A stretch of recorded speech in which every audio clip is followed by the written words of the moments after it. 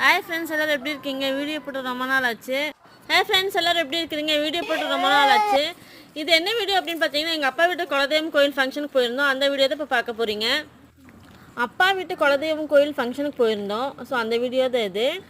இந்த கோயில் ஃபங்க்ஷன் அப்படின்னா சாட்டர்டே சண்டே 2 நாள் நடக்கும். சாட்டர்டே சண்டே 2 நாள் ஃபங்க்ஷன் இருக்கும். ஃபஸ்ட்டு வந்து இந்த இடத்துல வந்து கோயில் வந்து கொஞ்சம் சின்னதாக தான் இருந்துச்சு. இப்போ வந்து அதை இடிச்சுட்டு கொஞ்சம் பெருசாக கட்டியிருக்காங்க. அப்போ வந்து 2 சாமி இருந்துச்சு. ஒன்று வந்து பாப்பாத்தி அம்மன், இன்னொன்று பொன்தேவி அம்மன்.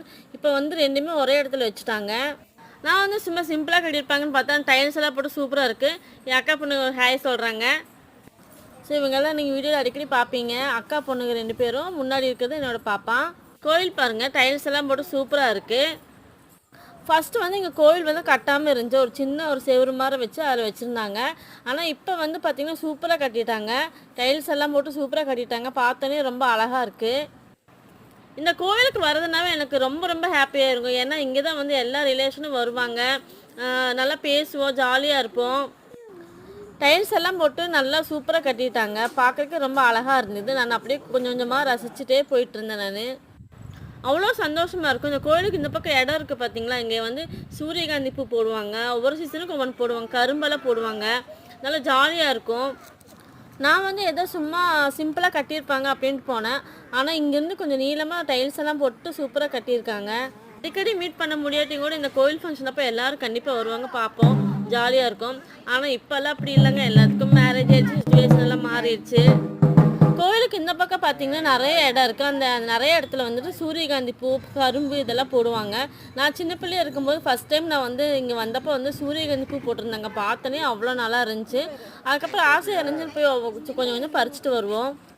அதனால் பார்த்தா கூட சரியாக பேச முடிய மாட்டேங்குது எங்களால். என்னடா கோயிலில் யார் இல்லைன்னு பார்த்தீங்களா, எல்லாருமே வந்து தேர் ஜோடி கட்டுறதுக்கு போயிட்டாங்க. இப்போ நாங்களும் வந்து சாமி கும்பிட்டு அதுக்கப்புறம் போகலான்னு சொல்லிட்டு தான் கோயிலுக்கு வந்திருக்கோம். அதனால கோயிலில் யாருமே இல்லை.